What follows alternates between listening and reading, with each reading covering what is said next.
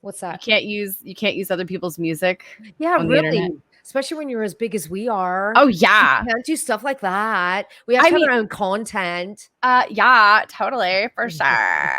Like,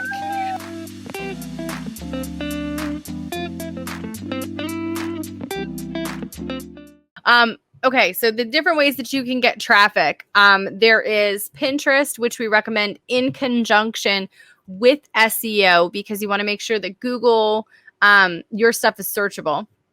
There's a checklist that we have inside of the membership hub on Podia, where you can see like the checklist for everything. But we both actually have taken very different SEO courses. The SEO course that I like, that's very numbers based, very nerd, is Stupid Simple SEO. Tracy has taken Sticky SEO. Sticky SEO is the one I take. Thank you.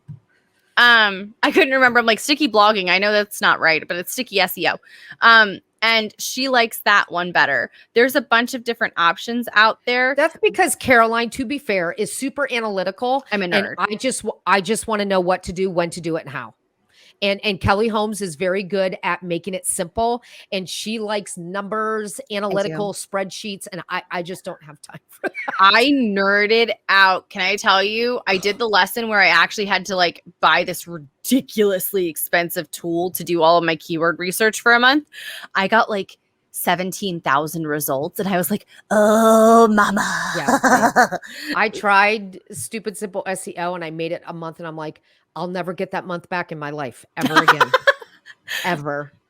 And it's just not for me. And that just shows you guys that what works for me is not going to work for somebody else. So you have to our blogs are different. The way we learn is different. The way we see things is different. She's Neo from the Matrix, and I'm so not that. It's literally me. And that's why I think it's really important that you hear both of our reasonings as to why we like those SEO courses. Now, it is worth mentioning both, specifically SEO, like when you're first starting out, getting your site to show up on like page 1 for Google is really, really hard. Like your site's not even Google's gonna be like, I know you exist out there on the internet, but I'm not gonna rank you for diddly squat for at least 6 months.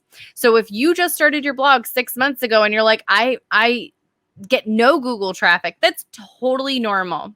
Yeah. Totally normal. It takes a little bit of a time investment. It does. And once you start, it's all a process of just like getting Google to understand what your site is about. And we won't go into a deep dive on SEO because quite frankly, we both hire out those aspects. That's the beauty of being able to be the boss of your own business, is you get to hire out those kinds of things. So there's that. There's link parties. There's Pinterest. If you have a Facebook group, you can post things there. But truth be told, Facebook is tricky with links. They still really private group. Yeah, private group. I tend to get more page views from Facebook than I do from my page. Yeah, I get very frustrating. But another really big way to get page views to your blog is to let your email list know you have a new blog post. Oh, yeah. Oh, yeah. That's where you're going to get the biggest fluctuation of page views to your blog, is by sharing a blog post to your list every single week. Yep. Every single week. Make sure you have a blog post in there.